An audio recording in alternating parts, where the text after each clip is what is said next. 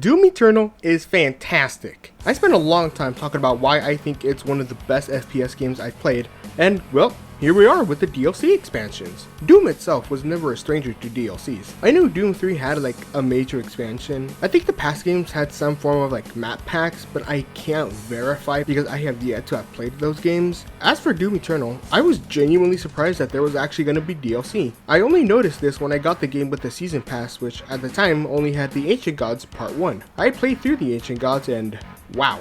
In the Eternal video I said I'm a mediocre Doom player, which yeah, it's true. Part of it is because I am, but the Ancient Gods is the primary reason I say that. This DLC is tough, really tough. Even when it was nerfed, I believe when part 2 was released, it's still incredibly difficult, and I love it. I think this DLC was awesome and a great continuation of the Doom gameplay as well as the story. So what do I think about it now? Well, let's see. Despite the Slayer's defeat of the Icon of Sin, Hell is still loose and is causing havoc across dimensions. Urdak especially, as without the Khan Maker's involvement, the destruction of that location allowed the demons to reinitiate the invasion on Earth. We see the Slayer has joined up with the Ark as well as Samuel Hayden to find a being called the Seraphim, who may be able to help us with this Hell issue. With the Slayer ready, we can begin the DLC. So hi, my name is Solar, and this is the Ancient Gods Part 1.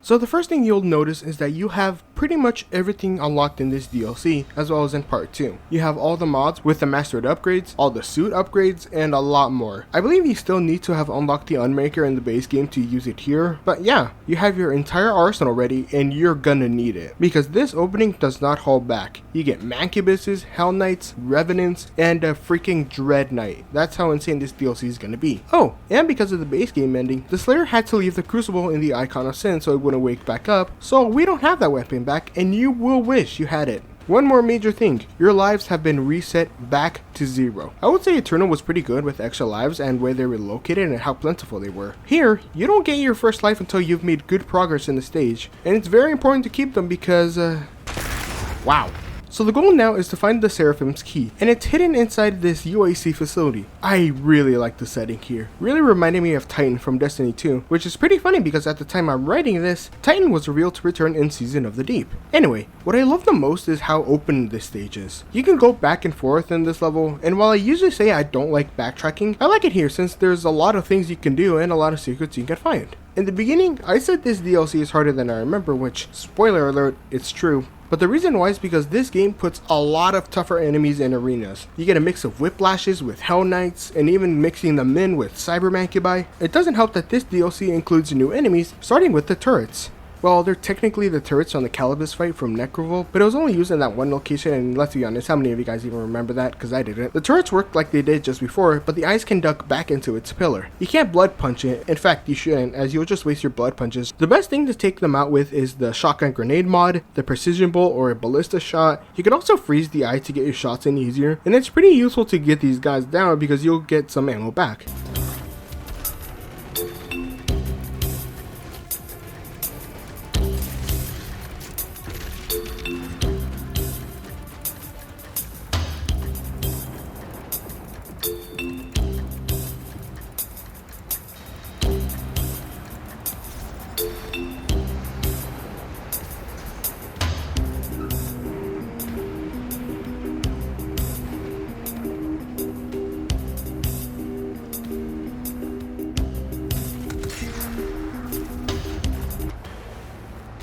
We get the Goriness challenges back, but they're pretty useless, and I learned this from that Trav guide where you can just use 2 Destroyer Blades to beat the challenge.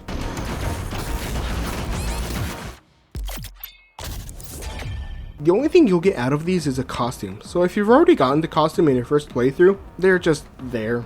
Kinda useless to be honest. So, you wanna hear a massive nitpick? The Aqua Suit. The suit works just like the Rat Suit from before, but instead of protecting you from radiation, it helps the Slayer breathe underwater. My nitpicking comes from how the suits are used. We have the Rat Suit, but in Terrace Nabad and the next level, you swim through the level and you don't suffer from the oxygen. Yet that one section of Urdak has that weird water that you don't even need a suit for. So what the heck is going on? Oh, and another nitpick. This level likes to surprise you with random enemies spawning in. But did you really have to spawn a cyber demon while you're in a tight hallway? I mean, it's cool, but like, why?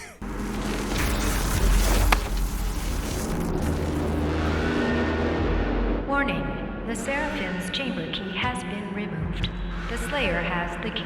This facility will self-destruct in 5, 4, 3, 2, 1. Goodbye. I like that to deal with the Slayer doing anything, the UAC has to destroy the entire facility. So now we have the key, we have to progress through the level to head down to the underwater area of this facility. While exploring the level, you will find the Slayer gates. They work just like in the base game, but since these don't drop Empyrean keys, we get another addition. Support runes. There are only 3 available and you can find the others in the next levels. There's the Take Back rune, where you can kill the demon that took your extra life and get it back. Desperate Punch lets your blood punch do double damage when below 75 health, but my favorite is the Break Blast. Breaking a critical spot causes a concussion and blast that will stagger enemies. I didn't point this out, but staggering is an incredibly helpful resource, especially when dealing with larger enemies like the Tyrants. Just that little quick second can help you switch to another weapon or scavenge some extra ammo from enemies near you. So now that we have the key, the Slayer dives deeper into the base. I hate this section, since while the lights do tell you where to go, I still get very lost, and as I said in the Terrace Nabad level, the swimming is so finicky. I'm less focused on the UAC facility itself, and more on whatever this thing is because I want to fight it. This section of the level is absolutely my favorite, as I am a sucker for underwater levels in game, but I also like how close quarter this level is compared to the rest. We also get the arena that shows how crazy this DLC will get with enemy spawns, as it spawns in 2 Marauders to fight at the same time. Despite how insane that sounds, it's actually not that bad. You can usually focus on one Marauder without the other distracting you that much, and even if you get mixed up, you can usually tell which one you've dealt the most damage to. I have to say that I love the last arena, but mainly because I remember that this spawned in a lot of Cyber Mankibai and Cyber Demons, so I was holding on to my BFG ammo in case things got worse, and I unintentionally forgot to use it, making this harder for myself. Now that we have killed all the demons, we finally get to the body of the Seraphim. I am going to transfer my consciousness into the device, as Vega did. I am here to help you, as I have always.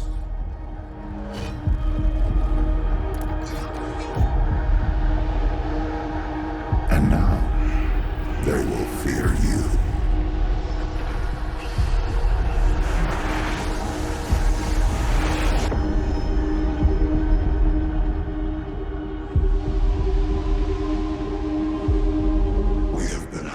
For some time now.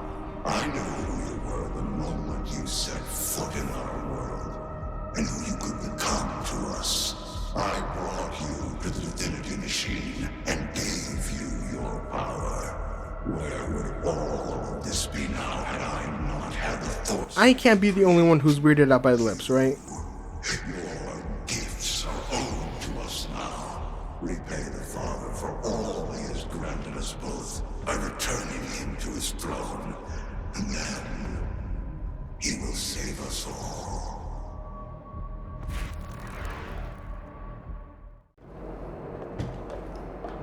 Dr. Hayden is the Seraphim. He's been with us the entire time. Well, I mean, I was gonna say it, but okay. So it seems there's some complications of Samuel Hayden coming back to his maker body, but he has an idea of something that can help, or in this case, someone. My body is undergoing rapid transfiguration. It is why I need the Father. Reach the tomb and acquire the Father's life sphere. Yep, our goal now is to head to the Blood Swamps, since according to Hayden, the Seraphim cannot grab the sphere. I originally had it in my notes when going through the DLC that it was a disappointment we couldn't move around the Ark ship, but yes, we actually can. You can't do a lot, but it's fun to look at these other people with their beautifully modeled faces. But now, we head to the best level in the DLC, the Blood Swamps. I see your mission objective states that you're going to destroy the sphere, not retrieve it. That is not, sir, what Dr. Hayden, the Seraphim, has requested of us. You. Well, this is the Doomslayer you're talking to. Break anything because it's fun. But here we are, the Blood Swamps. One of the best looking areas in the game. But I wish there was more, blood in the Blood Swamps.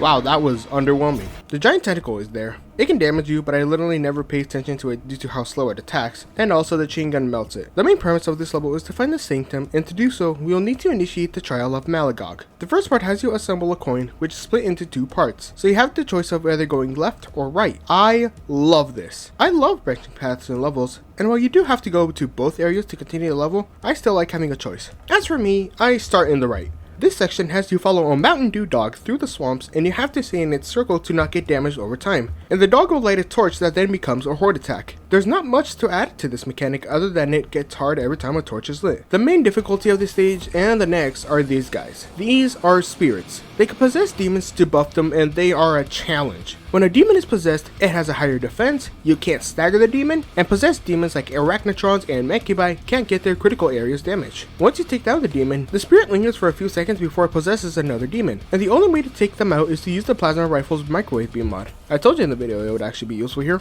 So this and the second DLC's new enemies help to make certain mods more useful than they would be in the base game. Sometimes it works with the spirit, and other times it's just dumb. To end this section, we do an arena, and these are awesome. Not only do they look great, it's filled with enemies and it gets really chaotic. The left side is a lot more traditional, where you have to defeat the enemies to progress through the level with some platforming.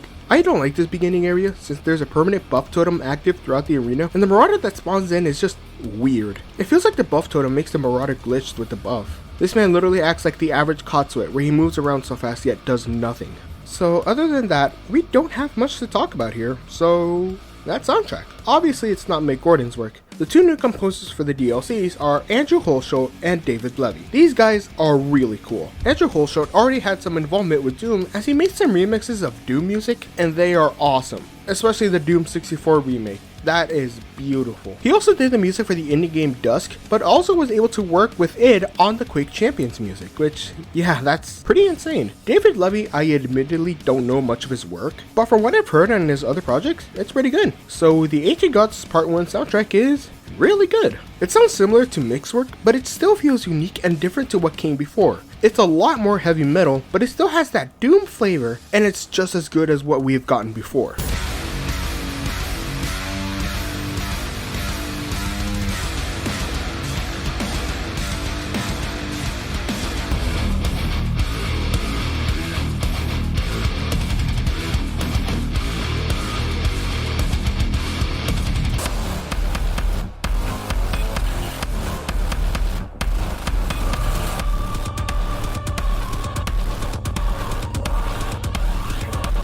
But undoubtedly, the best track in this DLC is the Trial of Malagog. David Levy was able to make a track that felt so unique to his work, but has sections that make it feel like Mick Gordon's work, and my god, the first time I heard this part, I was close to ascending to heaven.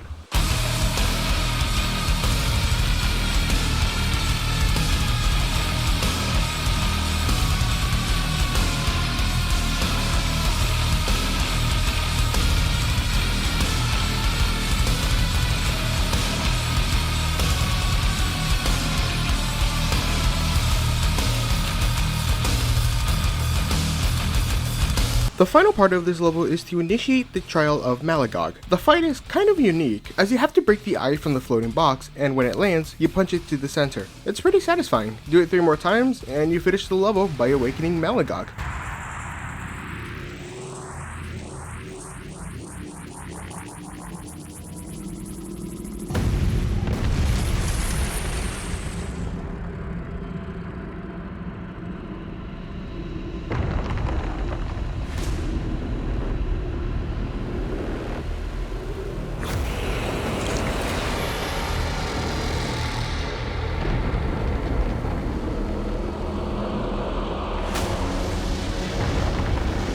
Yep, that's Malagog, but according to the community, his name is actually Bob. Well, if that's the case, let me change something really quickly. The first time I heard this part, I was close to ascending to heaven. There we go, much better.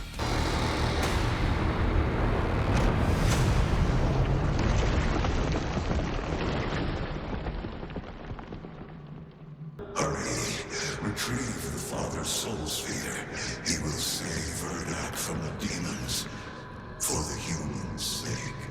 Do it now.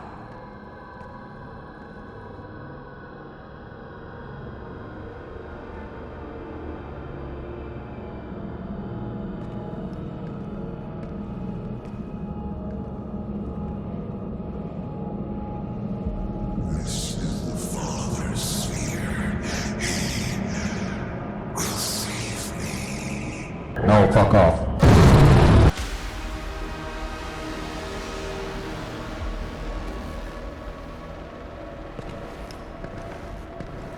You feel you are prepared now for this. This is the Dark Lord's life sphere. He'll take physical form if you do this.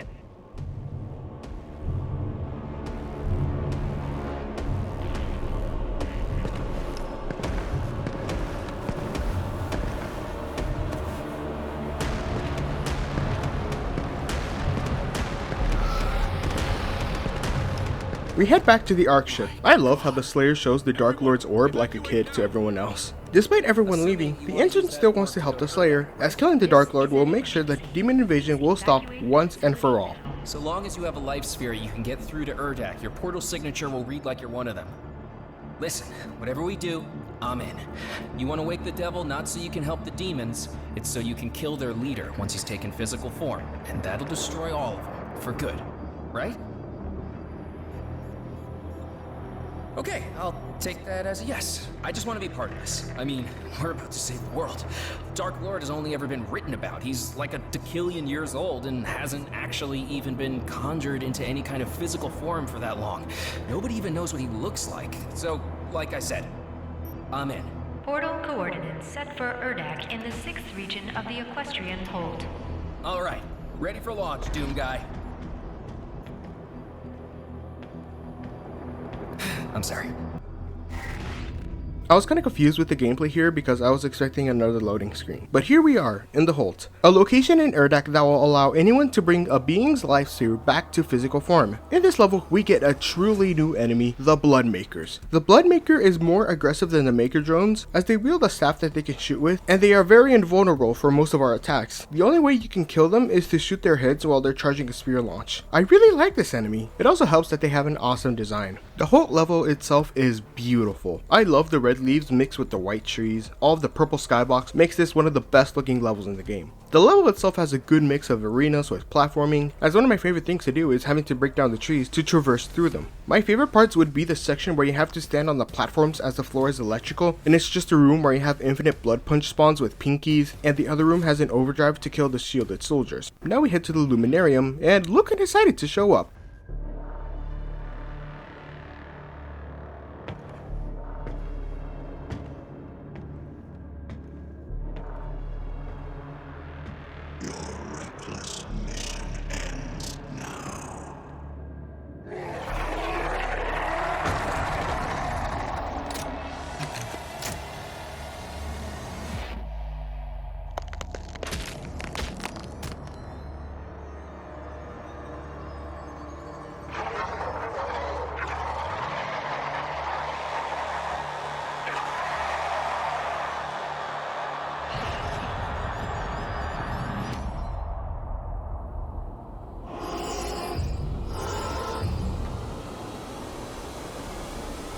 The Seraphim boss fight. What I really like about this fight is that it embodies the intensity of the DLC into one single fight. Though I will say his first phase is kind of too easy with the ballista. The next few phases has the Seraphim summon spirits to possess demons. I'm telling you, you haven't felt true fear until you have to run away from a possessed Hell Knight. A small thing, but I like that the glory kill parts are just the Slayer punching the Seraphim. The next part though is awesome, having to avoid lasers and jumping between platforms, all the while killing Cacodemons. The final part has you go up against a possessed Pain Elemental and Dread Knight, and it sounds as bad as you think. Well, not really the Pain Elemental, they move around a lot, but you can still hit them with the ballista shots pretty easily.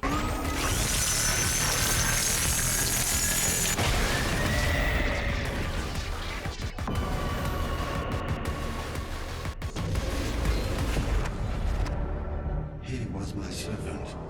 On my command, he removed me from this place.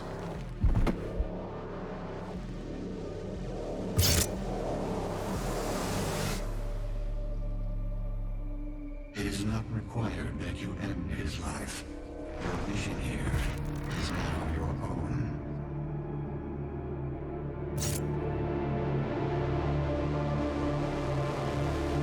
We head to the Luminarium and we show these guys the Dark Lord's sphere to awaken him into a physical form, and his form is... The Dark Lord is the leader of Hell's armies, not a king.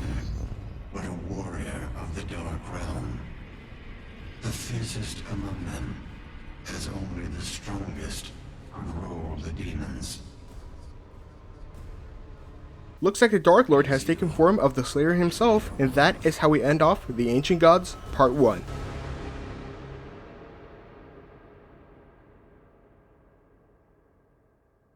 That was awesome. The Ancient Gods DLC really nailed the increase in difficulty with level design, new enemies, and it was a solid continuation story-wise with finally explaining the Blood Swamps, seeing more lore with the Father and more specifically the Seraphim. I was genuinely surprised how well the DLC was handled, and it only gets crazier in the second DLC. Anyways, while I work on my part 2 video, I hope you enjoyed the video, and of course, have a great day.